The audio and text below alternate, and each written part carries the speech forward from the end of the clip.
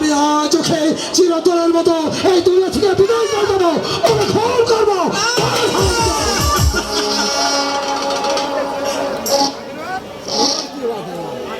শোনো বালিকা, তুমি আমার কাছে বাধা দিতে শোনো। আমি ওই কোলাঙ্গার সন্তান চাই না যে কোলাঙ্গার সন্তান তার পিতার আদর্শ মান্য করে, একটি পার্টির মেয়ের সাথে ভালোবাসা করতে পারে। আমি সেই সন্তান চাই না।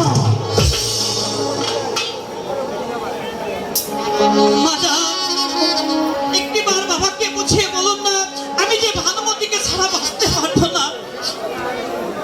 কি করছেন জনাব? আউজিল সাহেব, বলুন জনাব। শাহজাহান আপনি বাধা দিবেন না। আজ আমি ওকে একেবারে খুন করে ফেলবো।